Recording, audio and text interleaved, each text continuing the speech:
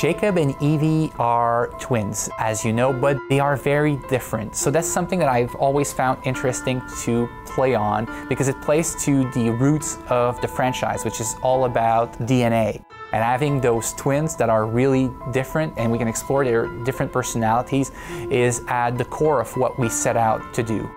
We wanted to tell the brother-sister story. There's so many revenge stories and redemption stories, but the brother and sister story is very unique.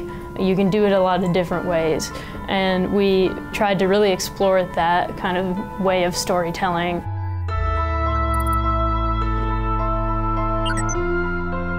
Ladies and gentlemen, we are Jacob and Evie Frye.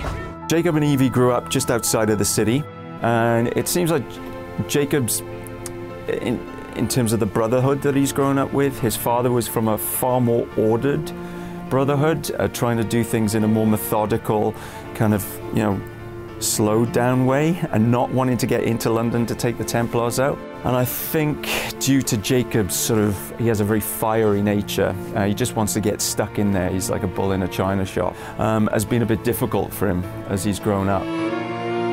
He's not super subtle, he's a different kind of assassin than what we've seen, but he brings this fresher take on the series and what it could mean to be an assassin during the Industrial Revolution. He addresses problems straight on. He's using those knuckles and those knuckle dusters quite a lot. He's got a very great sense of humor, I believe. He's quite sarcastic, and he likes to have fun in every single situation.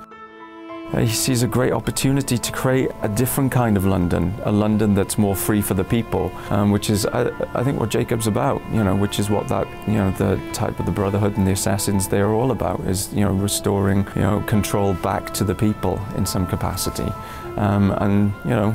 He's not devoid of that at all, Jacob. He wants the people to rule the city, and that's why he stays to complete the mission with his sister. So they're still trying to accomplish their father's work. Lots of guards. Predictable patrol routes. Thorn may already be inside. Better stick to the shadows. Evie decides to go to London because after her father dies, she's torn because she wants to stay and finish missions where she is, and she thinks that London is, a huge place where she may be out of her depth. But with the confidence of Jacob and the ability to just push and maybe get her out of her comfort zone, she goes there and realizes that that's where she can make the most difference and that's where she can help the most. And I think that's a big objective of Evie's, is to help and to make a difference and change. That's all for the men out here. What's next? Miss Thorne wants me captured. If she sees me in chains, she might let her guard down. Can you make it look convincing? You mean pretend like you're my prisoner? I'll do my best, Mum. She's observant, she's a master of stealth, and she thinks a lot before she acts. So she's very bookish in that way. But because they're twins, they realize that without the other, they're never going to complete this mission. They're much more stronger characters because of each other. They represent, two facets of the society, as we always like to say, the rebel and the reserved.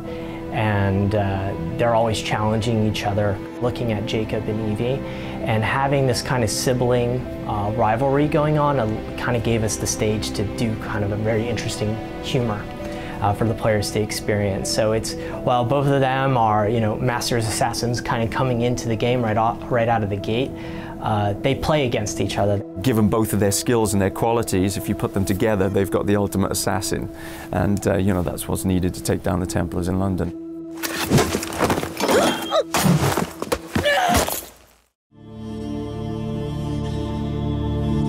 The process for designing both Jacob and Evie was continuous.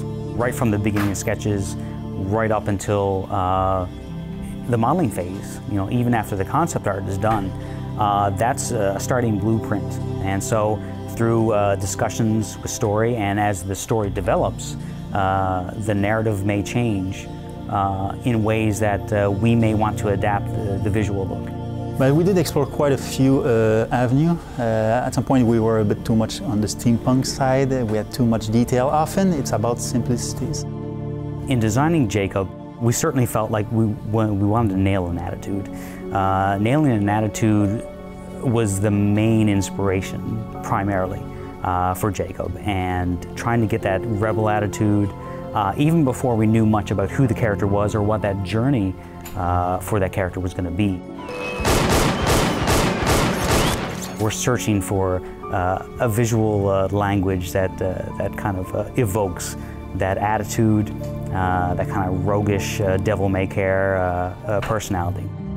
In designing Evie, we wanted her to have her own look, but she needed to be as able as Jacob, as physical. Physical in a different way. We wanted to make sure that we avoided a lot of the tropes that are very typical in video game design for women. And so we wanted to make sure that, that we focused on her strengths and her abilities. You can only write so much, and then you take your script to the motion capture shoot and you see them come to life physically. So you write the words with the intonations that you want, and then, but there is a lot to be said in the like silent physicality that both actors bring to Evie and Jacob, whether it's just like the smiles or the glances or the eye rolling, and it just brings like that much more life into it. The Blighters control every criminal enterprise in the city. If they work for us... Yes, but they work for the Templars. No, they're paid off by the Templars. Slight difference. We did all kinds of physicality stuff, and literally we were just in a room walking around doing all those sort of exercises. It was kind of a bit like being back in drama school, and it was really essential, and we hung out all week. We really got to know each other, and we got a good in-depth kind of approach into what we were going into and what we thought of the characters.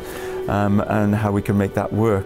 As an actor, for me, it was just absolutely liberating because I got to live in an imaginary world that didn't have to be what anybody else had said it to be. So, although we had the parameters of Victorian England, it was my Victorian England. It's like a dream come true in some way. You know, we have to be thinking that it's a unique life occasion to work on such a big brand that has so much visibility all around the world, and being able to be the part of the team that create the new icon, the new hero for such a big franchise, it's just awesome. I think Syndicate is going to surprise people because it's very upbeat. It's tongue-in-cheek. There are a lot of very moments that just, even to this day, make me laugh after I've played the game 100 times. Oftentimes I will just turn around, talk to François Pénan, our senior producer, and just tell me how much of a good laugh or a good moment I've had, like listening to the banter between Jacob and Evie. Jacob really brings a smile to my face every time he opens his mouth.